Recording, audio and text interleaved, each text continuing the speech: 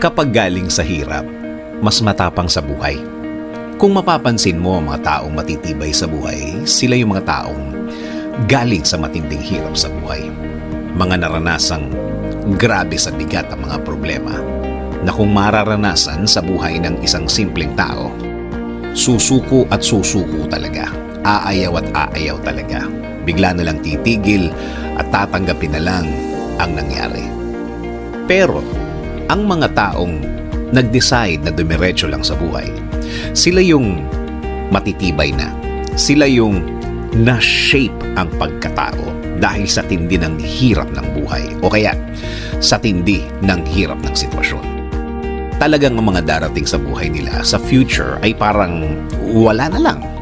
Tama, nanggaling na sila sa pinakamahirap, pinakamatindi. Oo naman, nasa kanila ang desisyon kung ayaw na nila. Pero